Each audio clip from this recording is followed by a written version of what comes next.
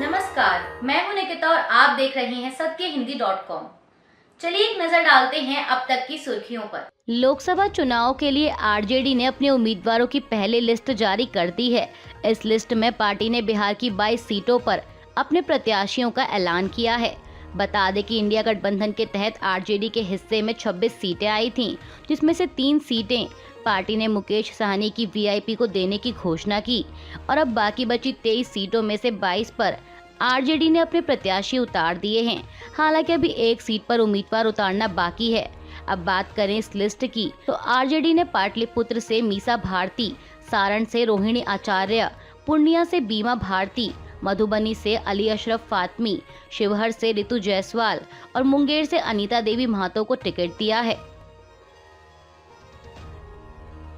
लोकसभा चुनाव से पहले महाराष्ट्र नवनिर्माण सेना प्रमुख राज ठाकरे ने बड़ी घोषणा की है।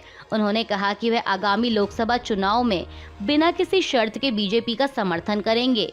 राज ठाकरे ने अपने भाषण में कहा कि मैंने देवेंद्र फडणवीस से कहा कि हम राज्यसभा या विधान परिषद नहीं चाहते हैं, मेरी कोई महत्वाकांक्षा नहीं है, लेकिन मैं पीएम नरेंद्र मोदी को बिना किसी शर्त के समर्थन करने की घोषणा करता हूं। यानी अब ऐसा माना जा रहा है कि मन से लोकसभा का चुनाव नहीं लड़ेगी। लेकिन साथ ही राज ठाकरे ने अपने कार्यकर्ताओं से ये भी कहा कि वो विधानसभा चुनाव की तैयारी करें। आपको बता दें कि बीते दिनों राज ठाकरे ने केंद्रीय गृह मंत्री अमित शाह से मुलाकात की थी, जिसके बाद कहा जा रहा था कि मन से एनडीए में शामिल हो सकती है। लेकिन अब राज ठाकरे ने अपने इस बयान से स्थिति साफ कर दी है।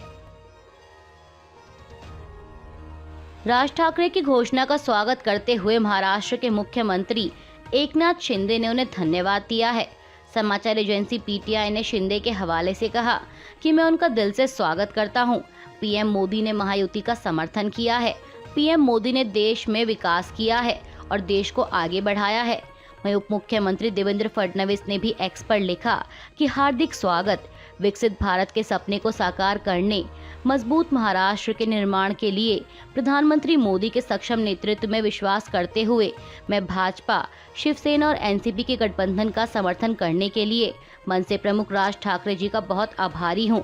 आइए हम सभी लोगों की आशाओं और आकांक्षाओं को पूरा करने के लिए दृढ़ संकल्पित हों।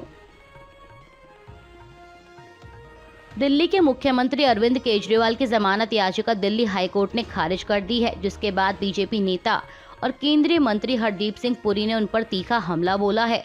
हरदीप सिंह पुरी ने एक बयान में कहा कि अब समय आ गया है कि अरविंद केजरीवाल नैतिक जिम्मेदारी लेते हुए दिल्ली के मुख्यमंत्री पद से इस्तीफा दें।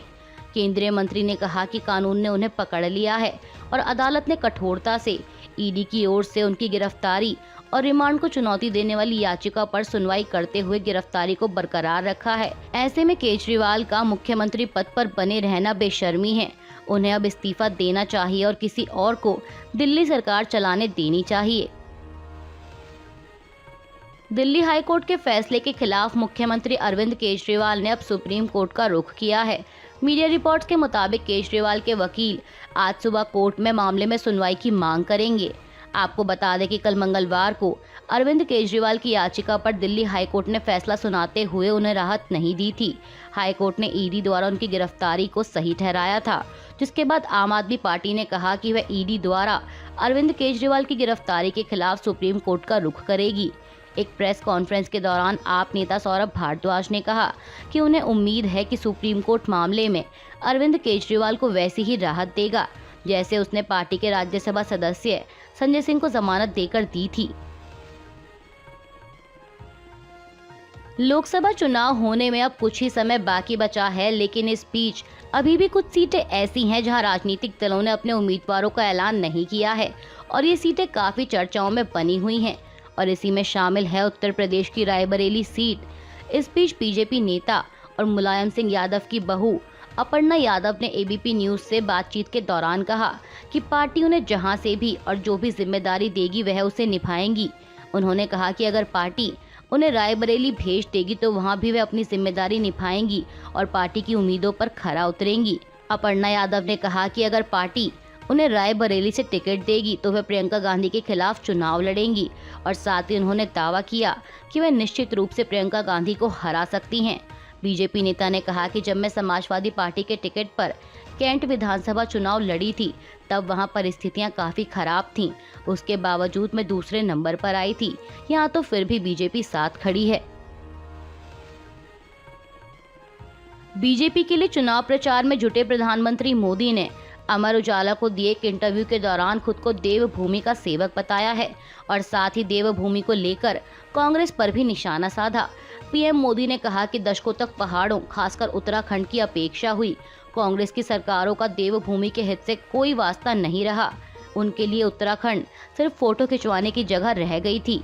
प्रधानमंत्री ने कहा कि ऐसा नहीं है कि पहले देश के पास संसाधनों की कमी थी या सामर्थ्य नहीं था, मगर कमी थी तो सत्ता में बैठे लोगों के विजन और इच्छा शक्ति में। कांग्रेस के पास यहाँ के लोगों के विकास का विजन ही नहीं है, लेकिन हमारी सरकार देवभूमि के विकास के एक बड़े विजन को लेकर आगे चल रही है।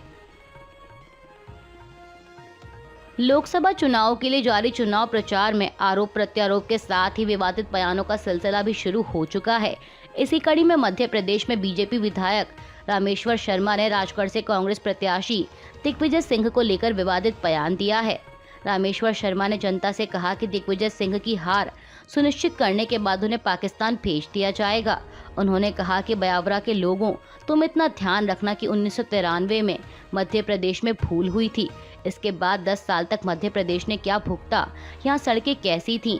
उन्होंने कहा कि यह चुनाव रोडमल नागर का नहीं है, यह चुनाव तो उन राम भक्तों का है जो 500 वर्षों से प्रतीक्षा कर रहे हैं। विधायक ने आगे कहा कि यहाँ घूम रहे राजा को इस तरह पैक करके भेजा जाएगा कि उन्हें हिंदुस्तान में नहीं बल्कि इस्लामाबाद या लाहौर में जगह मिलेगी, क्योंकि उनके प्रशंसक अब मध्य प्रदेश और देश में नहीं है।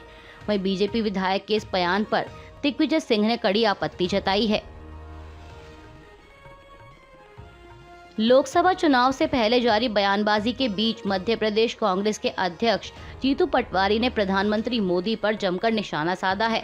पटवारी ने कहा कि व्यापम जैसा कांड हुआ, 50 लोग मर गए, कई लोग जेल चले गए, बच्चे चले गए, अभिभावक चले गए, पर हमारे देश के प्रधानमंत्री को यह करप्शन नहीं दिखाई देता।